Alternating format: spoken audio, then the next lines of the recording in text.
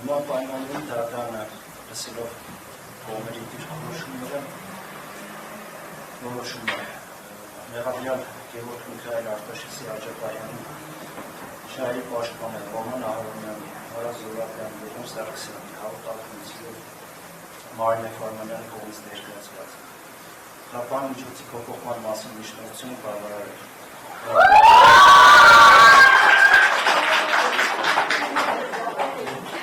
Մեղադրյալ Գևորգ Միքայել Արտաշեսի Աջապահյանի նկատմամբ կիրառված խափման միջոց կանոնը փոխել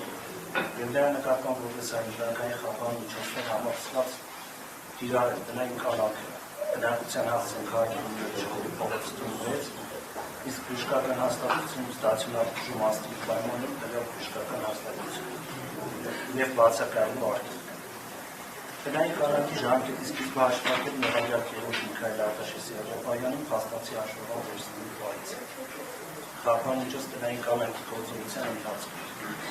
վարկել Մեղադրյալի շփում բնակության վայրում ֆիզիկական վայրի անձանց նրանց հետ ունենալ համակարգություն, հեռախոսային խոսակցություններ օգտվել հավատացության այդ ձևերից։ Նշված սահմանափակումները չեն վերաբերվում Մեղադրյալի մերձավոր ազգականներին, պաշտպաններին, Շիրակի թեմի հոգևոր դասի մեկ ծառայողի եւ վարչապետական մասի մեկ աշխատակցին։ Հարաբերության դեպքում Մեղադրյալի առողջական վիճակի նկատմամբ հսկողություն իրականացնող բժշկական անձնակազմի, ինչպես նաեւ շտաբ բժշկական օգնություն, իրավապահ մարմիններ կամ արտակարգ իրավիճակներում փրկարար ծառայություն կանչելու կամ վերահսկողություն իրականացնել մարմնի կապ հաստատելու դեպքի վրա, իսկ այդպիսի դեպքում այդ մասին անապահ տեղեկացնել վերահսկողություն իրականացնող մարմինին։